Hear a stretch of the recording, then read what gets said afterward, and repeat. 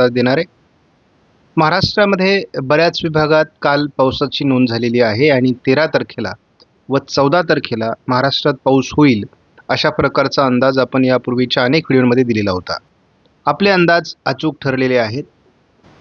भारतीय हवामान खात्याने जे आज अलर्ट दिलेले आहेत त्यामध्ये ओरिसा, छत्तीसगड, राजस्थान, दिल्ली, पंजाब, उत्तराखंड आणि हिमाचल प्रदेश या ठिकाणी थंडीची लाट कायम दाखवण्यात आलेली आहे. त्याचबरोबर उत्तरेकडील जम्मू काश्मीर, लेह लडाख, उत्तराखंड, पंजाब, हरियाणा, दिल्ली, उत्तर प्रदेश, राजस्थान, बिहार, झारखंड आणि ओरिसा या राज्यांमध्ये तसंच पूर्वेकडील काही राज्यांमध्ये अजूनही धोक्याचा प्रभाव कायम आहे.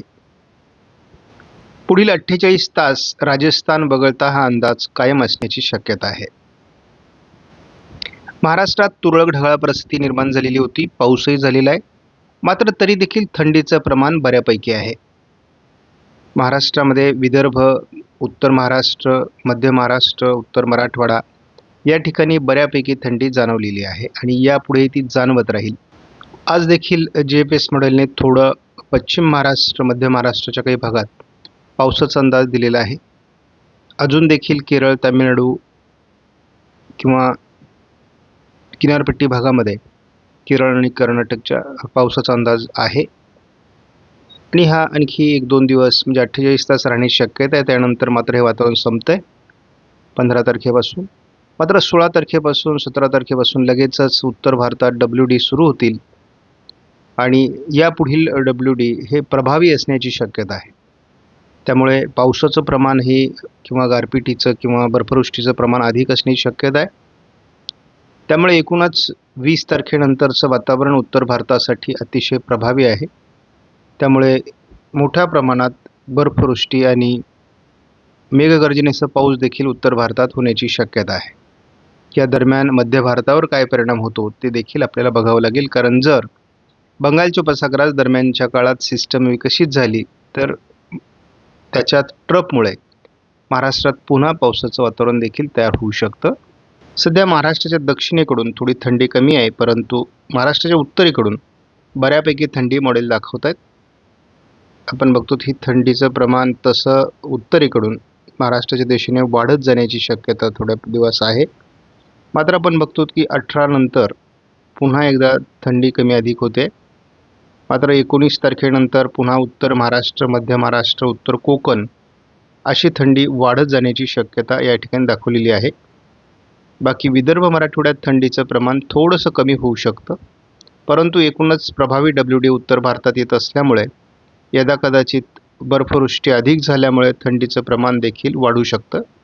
GFSने आज थोडं महाराष्ट्रामध्ये तुरळक पावसाचा अंदाज दिलेला आहे. एकत्रित स्वरूपात धावता अंदाज आपण SMWF मॉडेलचा बघत असतो. अजून देखील आज उद्या थोडं वातावरण महाराष्ट्रामध्ये ढगाळ राहील आणि नंतर ते कमी होईल.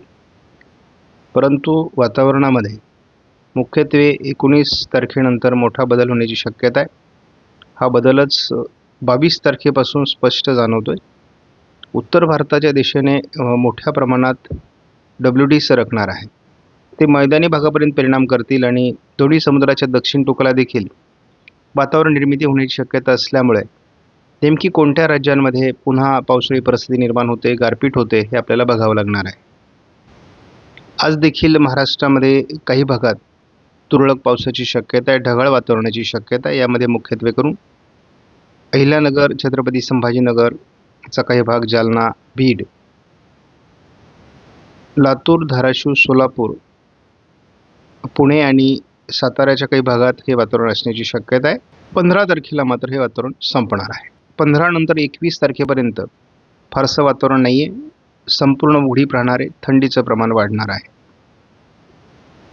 परंतु दरम्यान आपण बघतो 21 तारखेलाच अंदमान निकोबार बेटांच्या दरम्यान त्या ठिकाणी आपण बघतो की अंदमान निकोबार बेटांच्या दरम्यान एक नवीन सिस्टम विकसित होण्याची शक्यता आहे.